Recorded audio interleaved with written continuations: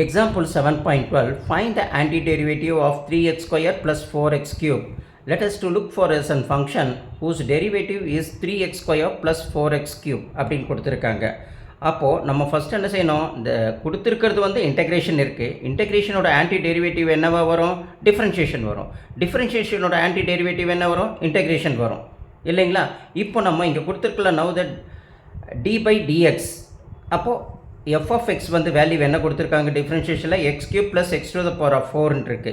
இதை நம்ம டெரிவேட்டிவ் பண்ணோம்னா நம்மளுக்கு என்ன கிடைக்கும் அப்படின்னம்னா இந்த ஆன்சர் தான் கிடைக்கும், 3x ஸ்கொயர் ப்ளஸ் 4x கியூப்ன்றது கிடைக்கும். அதை தான் நம்ம இங்கே பார்க்க போகிறோம். D by dx equal to x cube அப்படின்னு போட்டுட்டு நடுவில் இருக்கிற ப்ளஸுக்கு ப்ளஸ் போட்டுட்டு திரும்பி இதை ஸ்ப்ளிட் பண்ணி ஒரு வாட்டி d by dx equal to x to the power of அப்படின்னு ஸ்ப்ளிட் பண்ணி போட்டுக்கிறோம். புரியுது இல்லைங்களா. அப்போது x d by dx differentiation of with y தான் என்னது, எக்ஸ் கியூப் அப்படின்னு நம்மளுக்கு இங்கே இருக்குது இல்லைங்களா. அப்போது டிஎக்ஸ் வந்தாச்சு. அப்போது இதுக்கு ஃபார்மேட் என்ன இருக்குது ஃபார்முலா அப்படின்னு டிஃப்ரென்ஷியேஷனில் பார்த்தோம்னா நம்மளுக்கு நல்லா தெரியும். D by dx equal to x to the power of n equal to n into x to the power of n minus 1. நல்லா ஞாபகம் வச்சுக்கோங்க. அப்போ என் அப்படின்றதுக்கு பதில் இங்கே பவர் என்ன இருக்குது, 3 இருக்குது இல்லைங்களா. அப்போ 3 ஃப்ரண்ட்டில் போட்டுக்கிறோம் into x to the power of 3 minus 1 அப்படின்னு போட்டுக்கிறோம். ப்ளஸ் அதேமாரி போட்டுக்கிறோம். இப்போ இங்கே என்ன இருக்கும், 4 இருக்குது. அப்போ 4 தூக்கி போட்டுட்டு into x to the power 4 minus 1 அப்படின்னு நம்ம போட்டுக்கிறோம். புரியுது இல்லைங்களா. அப்போ 3 அப்படியே போட்டுக்கிறோம், எக்ஸ் அப்படியே போட்டுக்கிறோம். இந்த 3லேருந்து 1 போச்சுன்னா நம்மளுக்கு 2 கிடைக்கும், அதையும் அப்படியே போட்டுக்கிறோம். ப்ளஸ் அப்படியே ப்ளஸ் போட்டுக்கிறோம். இங்கே 4 into x to the power 4 minus 1. அப்போ 4 அப்படியே போட்டுக்கிட்டு எக்ஸில் 4லேருந்து 1 போச்சுன்னா நம்மளுக்கு 3 வரும். அப்போ 4 எக்ஸ் டு த பவர் 3. இப்போ பாருங்களேன், இப்போ நம்ம டிஃப்ரென்ஷியேஷன் பண்ணிட்டோம். 3x square plus 4x cube. பாருங்கள் இங்கே அதே தானே வந்திருக்கு. ஸோ இதிலேருந்து நம்மளுக்கு என்ன தெரியுது, இதை வந்து நம்ம கொடுத்துருக்கிறத இன்டெக்ரேஷனை கொடுத்துருக்குறாங்க. அதை வந்து நம்ம என்ன செய்யணும், டிஃப்ரென்ஷியேஷனை மாற்றி எழுதணும்னாலும் இந்த வேல்யூ வருது. அப்போ இதோட anti derivative. Therefore the anti derivative of 3x square plus 4x cube is x cube plus X to the power of 4. நம்ம கொஞ்சம் நேரத்துக்கு முன்னாடி போட்டு பார்த்தோம் பார்த்தீங்களா, இதை தான் அங்கே கொடுத்துருக்காங்க. இப்படி நம்ம புரிஞ்சுக்கலாம். இன்னொரு வாட்டி செக் பண்ணணும் அப்படின்னு உங்களுக்கு தோணுச்சுன்னா ஸோ இன்டெகிரேட் பண்ணி பார்க்கலாம். புரியுதுங்களா. Integration of 3x square plus 4x cube into டிஎக்ஸை போட்டு பார்த்தோம்னா integration of 3x square into dx plus split பண்ணி integration of 4x cube into DX அப்படின்னு ஸ்ப்ளிட் பண்ணி தனித்தனியாக இப்படி போட்டுக்கிறோம். புரியுது இல்லைங்களா. அப்போது இன்டெகிரேஷனில் இந்த 3 கான்ஸ்டண்ட்டாக இருக்குது, அது வெளியில் வந்துடும். அதேமாரி இந்த இன்டெகிரேஷனில் இது 4 கான்ஸ்டண்ட்டாக இருக்குது, இது வெளியில் வந்துடும்.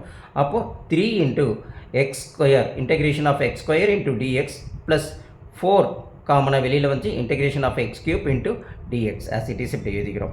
அப்போ இன்டெகிரேஷனில் பவர் ஃபார்மில் என்ன வருதுன்னா therefore integration of x to the power of n into dx is equal to x to the power of n plus 1 bringing to the power as a denominator n plus 1 plus c but n is not equal to minus 1 அப்படின்ற ஒரு condition சொல்கிறாங்க.